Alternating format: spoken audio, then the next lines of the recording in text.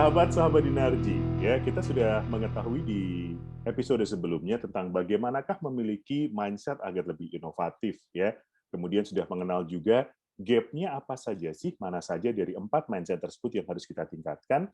Dan di akhir periode sebelumnya, di akhir episode sebelumnya, sempat disinggung bahwa agar bisa mendapatkan mindset tersebut, kita harus membiasakannya dalam perilaku. Gitu. Bagaimana caranya? Sudah hadir kembali Joko Murjono, konsultan Dinarji Indonesia. Wih, gimana Pak? Sehat-sehat? Sehat, alhamdulillah. Tadi pagi baru sepedaan 30 kilo, lumayan Luar lah. biasa. Loh, kan? Ini salah satu membiasakan diri agar lebih sehat, ya kan?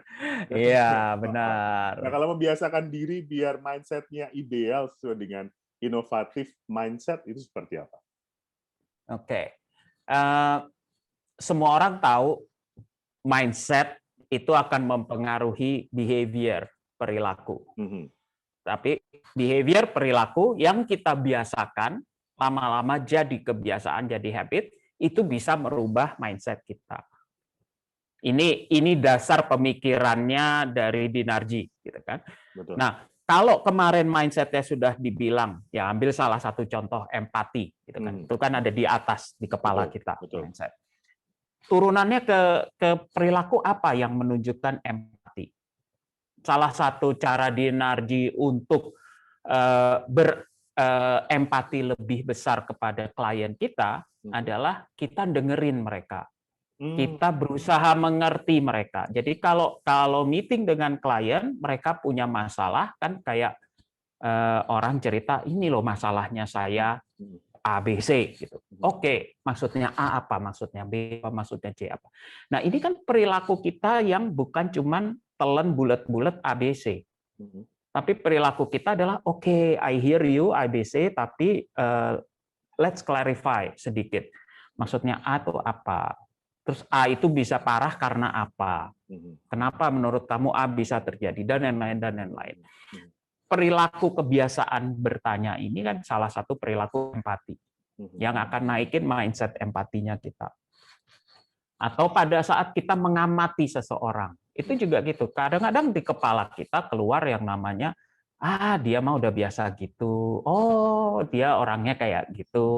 Pasti dia gini nih, pasti dia gini. Jadi kadang-kadang di kepala kita tuh pada saat kita mau observasi, di kepala kita tuh sudah ada jawaban. Pasti ini, pasti itu, pasti ini. Ya kan?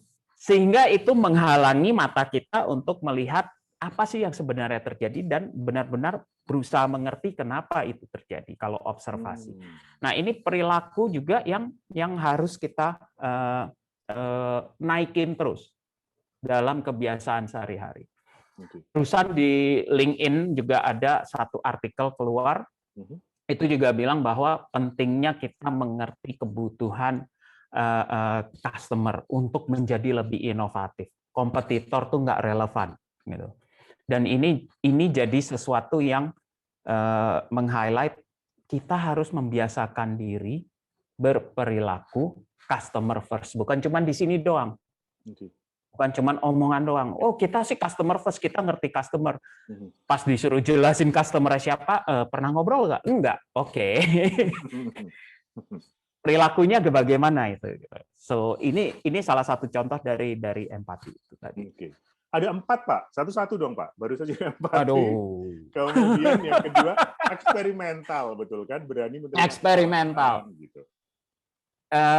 Kita sudah tahu mungkin bahwa untuk bisa inovasi kita harus melakukan kesalahan-kesalahan yang sudah kita prediksi, sudah kecil-kecil atau apa gitu. Tapi let's say saya itu orangnya perfeksionis. Nah, bisa jadi nggak launching itu prototipenya. Ya kan? Jadi perilakunya harus secara sadar. Kalau kemarin yang di kedua kan kita bilang secara sadar, saya harus nahan kebiasaan saya perfeksionis. Artinya saya harus relain dulu. Kalau ada kesalahan, bukan mereka nyalahin saya loh ya, gitu. Tapi lebih ke arah memang kita mau membangun ini bersama, which is itu mindset yang ini lagi kolaborasi. Ya. Orang yang biasa kerja sendiri juga gitu, biasanya dikekep pekerjaan. Orang lain mau lihat, nggak boleh gitu kan, di ini, ntar dulu, tunggu, belum selesai, nggak layak diterima. Ya contohnya Daniel deh, kalau bikin proposal di Dinarji kayak apa gitu kan, kadang-kadang ya udah draft aja kirimin. Ini salah satu pembiasaan perilaku bahwa jangan tunggu sempurna dulu, yuk diskusi dari corak-coraknya aja dulu, dari awal. Kolaborasi eksperimental, behavior apa yang bisa dilakukan di situ, ya ini loh apa adanya, baru sampai sini loh. Tapi saya kurang ngerti di sini loh, ini apa, dan kita diskusi. Daripada ini loh, shooting power tips ditagih proposal. Lah, karena terus terang untuk membuat diri kita menjadi inovatif, gitu kan, kita juga harus membiasakan. Apakah saya terlahir dengan inovasi level segini atau level segini, gitu kan? Belum tentu. Gitu. Bisa jadi memang iya, tapi salah satu kegiatan yang harus kita biasakan itu mungkin akan mengasah kompetensi inovasinya kita. Mungkin buat beberapa orang, simple banget, cuman ngobrol sama klien, sama customer, cuman kolaborasi, cuman ini. Yes, simple secara teori. Coba diterapin yuk. Kan kalau penerapannya itu butuh perilaku yang konstan, yang konsisten, gitu kan. Diverse, pasti mau nanya deh. Diverse. Iya, jadi singgung yang kolaborasi sama eksperimental. Diverse-nya seperti apa? Diverse-nya itu kita harus belajar, tadi empati juga dipakai, kita harus belajar kenalin area kekuatan, area kelemahan dari tim kita. Oke. Jadi diverse itu akan berguna kalau kita punya mindset, saya harus membuat tim saya jadi kuat di berbagai aspek. Tapi mungkin nggak kita ketemukan itu dalam satu orang. Susah banget. Nah, kalau nggak bisa ketemu di satu orang, berarti kita harus cari tim yang isinya 2, 3, 4, 5 orang mungkin. Nah, ini tuh harus saling melengkapi. Diversity itu bisa terjadi karena kita berusaha ngelihat dari, let's say, different background. Let's say different mindset. Let's say dulunya dia bekerja di mana, pas digabungin di sini kok aneh ya. Saya tuh dulu orang back office tapi disuruh sekarang kerjanya di front office misalnya. Ya mungkin ada, karena kita bisa lihat seorang leader yang inovatif, bisa lihat dia value-nya apa. Unique value yang dia bawa ke dalam timnya itu apa. Dan ini membentuk suatu tim diverse.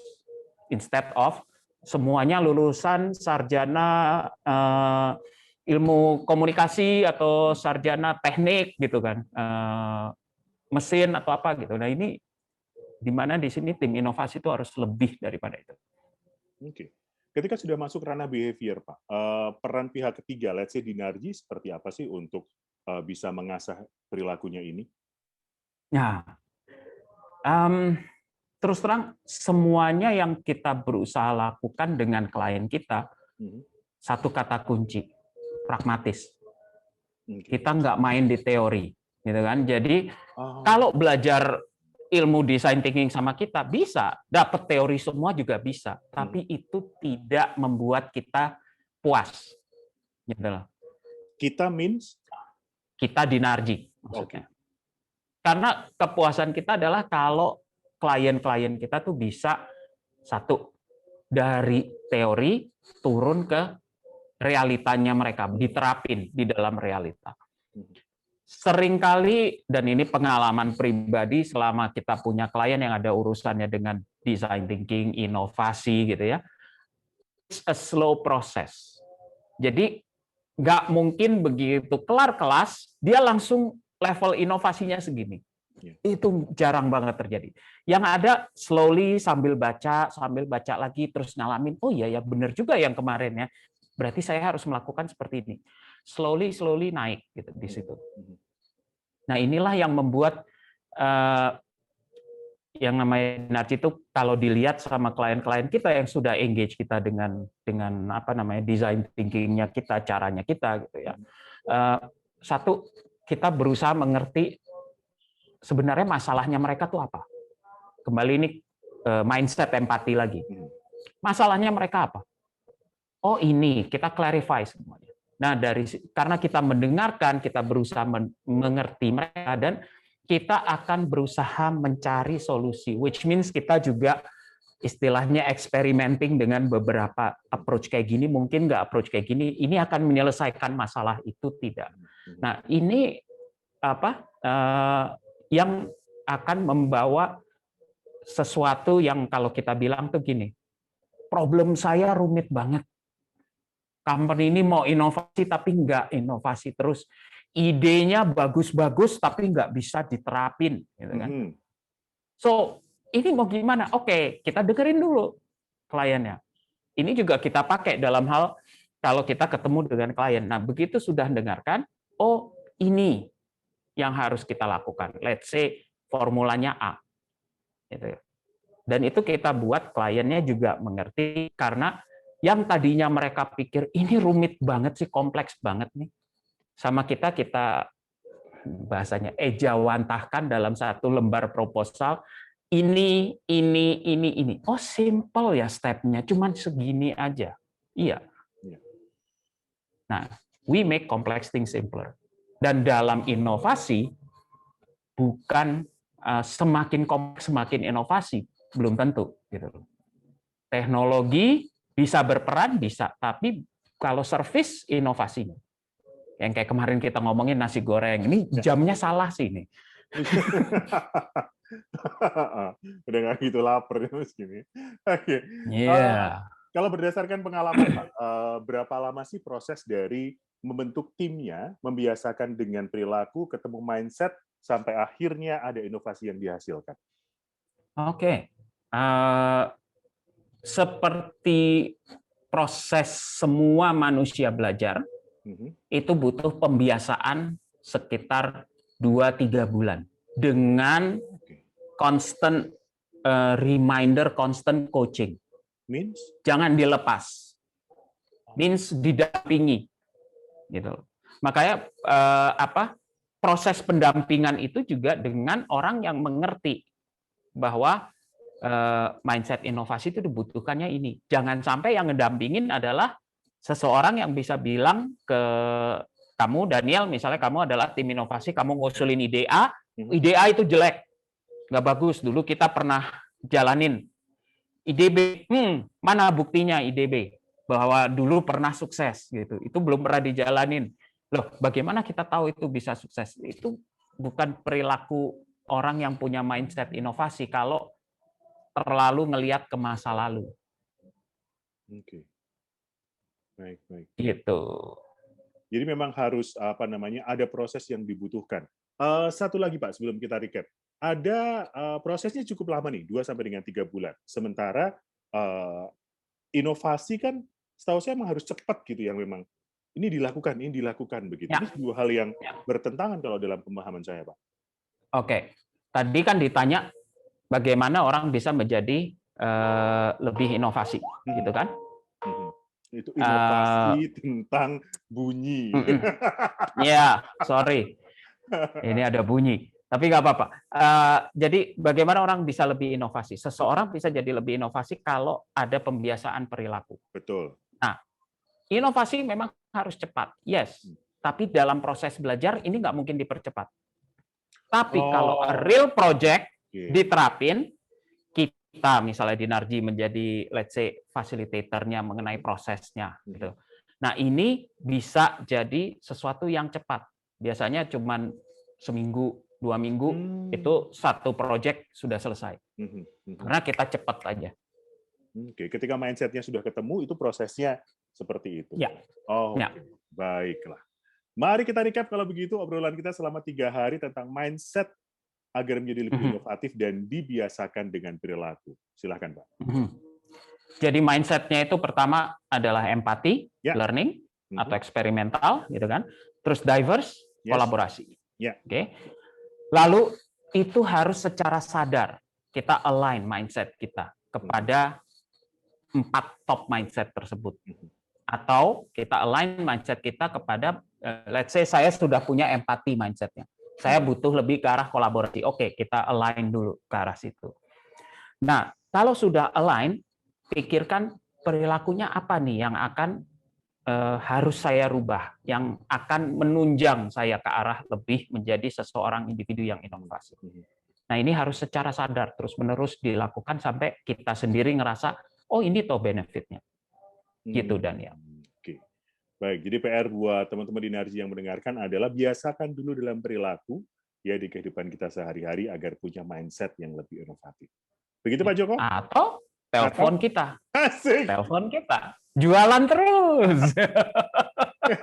Atau follow Instagram di Narji_Indonesia dan subscribe di YouTube-nya untuk tahu lebih banyak tentang inovasi ini seperti apa. Pak Joko, terima kasih. Sama-sama, Daniel. Terima kasih. Sahabat-sahabat Dinergy, terima kasih. Kita ketemu di episode selanjutnya masih di Power Tips, persembahan dari Dinergy Indonesia. Saya Daniel Wibowo. Sampai jumpa. Bye-bye.